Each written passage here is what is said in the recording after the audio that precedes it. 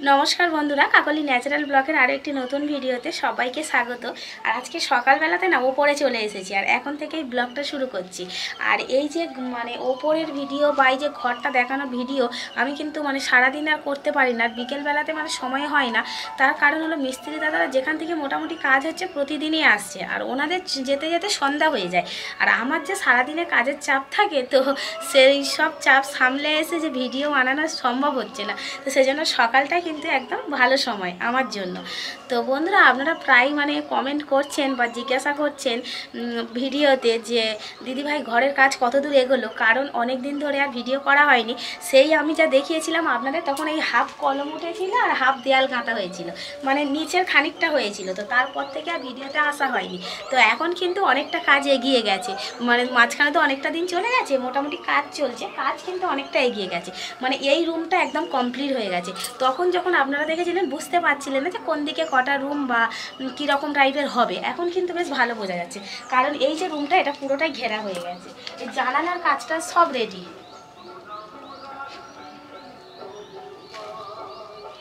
এবার মোটামুটি ছাদের অপেক্ষায়, কারণ ওপরে এবার গাঁথাগাঁথি কিছু হবে। ওপরে কি হবে এখন? আর কলম উঠবে না, না আর কি করবে। ও এবারে ওপরে ওই কাঠটার যে কাজগুলো হয় তো এবার হবে। পুরো দেয়ালটা মোটামুটি নিচের মতনই হচ্ছে, মানে নিচে যেমন আমাদের দুটো রুম একটা ডাইনিং রয়েছে সেরকমই হবে। তো এই একটা রুম, তো এই রুমটা কমপ্লিট হয়ে গেছে। আর এই দিকে তো থাকছে বাথরুম, কারণ ওই দিকটাতে ওই দেয়ালটা ঘেরা হয়নি, ঘেরা হয়ে যাবে। তো ওই সাইডটা এরকমই থাকবে। আর এই দিকটা থাকবে ব্যালকনি টাইপের, মানে এই যে এই জানালাটা একটু বাড়ানো হয়েছে। এর ওপরের কাজও কমপ্লিট, মানে কাঠগুলো খোলা হয়নি কিন্তু ঢালাই ফেলা হয়ে গেছে। আর এই যে মাঝখানটা এই জায়গাটা পড়ে রয়েছে এটা কিন্তু পুরো ড্রাইনি, পুরো ফাঁকা থাকবে।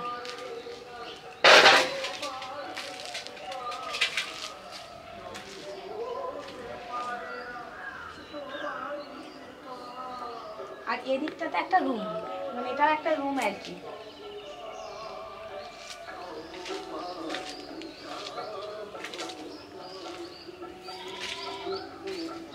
মানে দেয়ালগুলো গাঁথা করা চেনা যাচ্ছে না, মানে বেশ ভালো লাগছে। এই রুমটা মোটামুটি হয়ে গেছে, তো এই দিকের দেয়ালটা একটু গাঁথতে বাকি রয়েছে।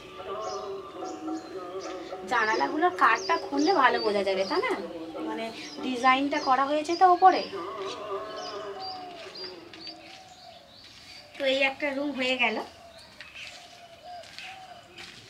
আর দুদিকে দুটো রুম হচ্ছে, এদিকের দরজা এদিকে, ওদিকের দরজাটা ওদিকে। আর এই জায়গাটা পুরো ফাঁকা থাকবে। এই হলো ফাইনালি সিঁড়ি। তো সিঁড়ির কাজও মোটামুটি অর্ধেক হয়ে গেছে। তো এর ওপরে আর একটা সিঁড়ি হবে, আর তার উপরে কিন্তু আমাদের ঠাকুর ঘরটা হবে।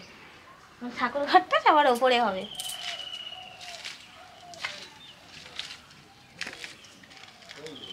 মোটামুটি কাজ অনেক এগিয়ে গেছে।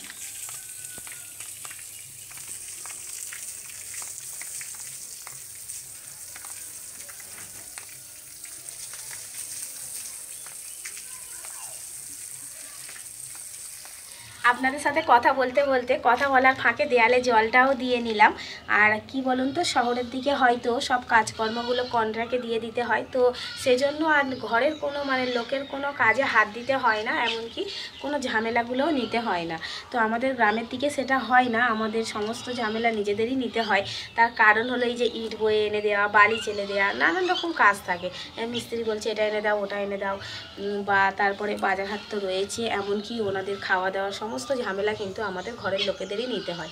সেজন্য একটু ঝামেলাটা বেশি হচ্ছে। তাছাড়া এখন তো কাজের শেষের দিক, মানে শেষের দিকে চলে এসেছি, প্রায় শেষের পথে, এবার ছাদ পড়বে। তো সেজন্য কিন্তু মিস্ত্রির সংখ্যাও একটু বেশি হচ্ছে, 8 জন 7 জন 6 জন এরকমই কিন্তু অনেক দিন হয়েই যাচ্ছে কোনো কোনো দিন। তো ওই যে অতজনের ঝামেলা নিতে নিতে মানে বেশ মানে কি বলবো, অসুবিধা হয়ে যাচ্ছে আর কি, একটু ঝামেলাই করতে হচ্ছে। তো বাড়ির সবাই মিলে রয়েছি বলেই কিন্তু হয়তো সামলে নেওয়া যাচ্ছে, কোনো অসুবিধা হচ্ছে না। তো আমি বলবো এই মানে ঠিকঠাক সময় রয়েছে এটা করার জন্য, কারণ সবাই মিলে এখন রয়েছে বাড়িতে, সবাই হেল্প করছে। আমার মনে হয় যে দুজনে মিলে এত বড় কাজটা করা সম্ভব নয়, সবাই মিলে সাহায্য করছে বলেই হচ্ছে। বিশেষ করে আমার মা তো পুরো রান্নার দায়িত্বটা নিয়েছে।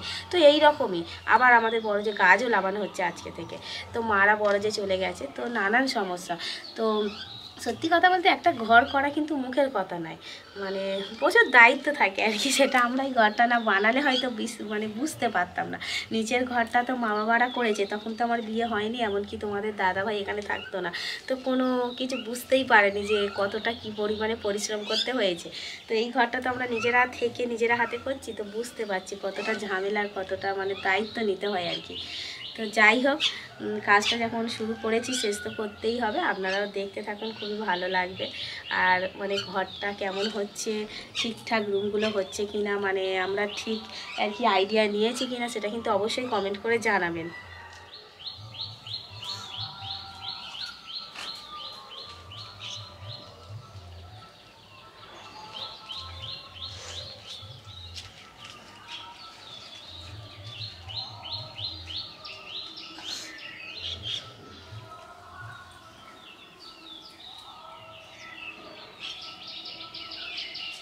সবাইকে কাজ করতে দেখে আমাদের বাবু আর চুপ করে বসে থাকতে পারছে না। ওর আজকে স্কুল নেই, তাই বাড়িতেই দুষ্টুমি শুরু করে দিয়েছে।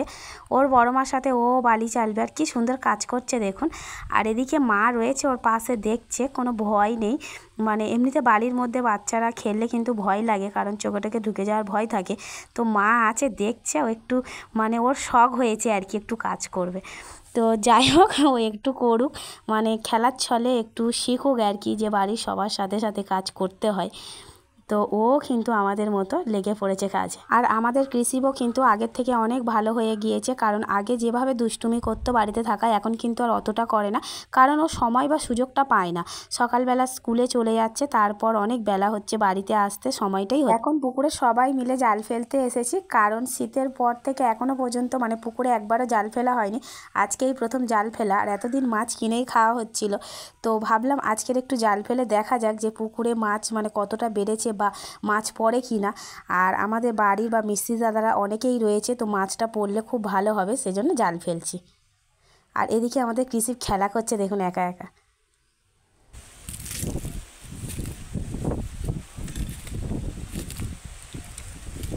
আমাদের গাছের কত লঙ্কা হয়েছে দেখুন, সব লাল লঙ্কা। এইগুলোকেই শুকনো করে করে কুটিয়ে আনা হবে। বাড়িতে যেহেতু কাজ হচ্ছে, এখন তো ছাদ বন্ধ, তাই শুকনো করার মতো জায়গা নেই, তাই এই বাগানে তুলে বাগানেই শুকনো করে নিচ্ছি। এখনো আছে, আর একটা কাপড়ে নিয়ে আসছে। কি হলো বাবা? দুষ্টুমি হচ্ছে না? মাটিগুলো নষ্ট করোনি।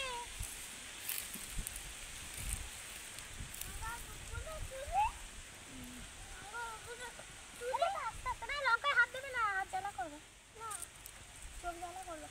এটাই হলুদ আছে, এইটাই সাইডে ধরো, এই সাইডে ধরো, তো হলুদ আছে। এই আস্তে আস্তে, ওই পড়ে গেল, পড়ে গেল, পড়ে গেল, দুষ্টুমি শেষ নেই ওর। দাঁড়াও, সব পড়ে গেল। হলুদ তো তুমি নিয়ে কি করবে? ওনাকে ভাঙবে।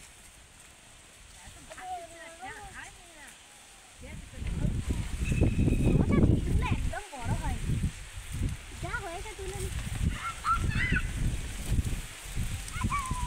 এরকম সাইজে হয়েছে।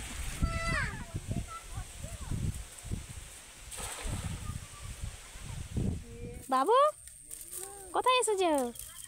কি কাটতেছো? ও সর্ষে কাটতে। কি কাটতে? সর্ষে কাটতে। দেখুন মনে না। হ্যাঁ বলো বলো। দেখুন দেখুন বন্ধুরা, আমাদের সর্ষেগুলো পেকে যাওয়ার পরে কিন্তু অন্যরকম লাগছে, মানে কাঁচা বেলায় একরকম, আবার পেকে যেতে আর একরকম।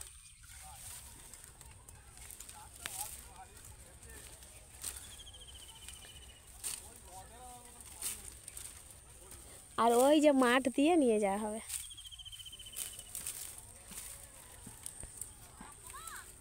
বাবা আজকে পান নিয়ে গিয়েছে আড়তে, তো বাড়িতে কেউ নেই, আমরা চারজনে সবাই চলে এসেছি সর্ষে কাটতে।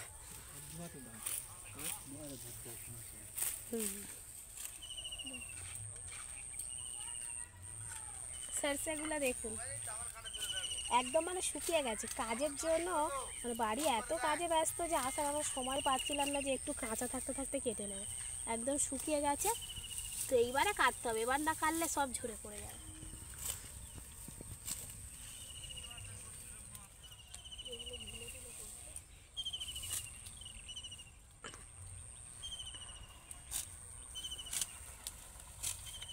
সারা দিনের অনেক কাজের পরে একটু সন্ধ্যাবেলাতে পিঠে খেতে ইচ্ছা করছে, তাই আমরা এখন পিঠে বানাচ্ছি। আর ওদিকে আমার মা ভাজছে বাদাম, কারণ ওই যে মানে যে বাদামগুলো হয় না খোসা সমেত থাকে, তো ওগুলো কাঁচাই এনেছে তোমাদের দাদাভাই।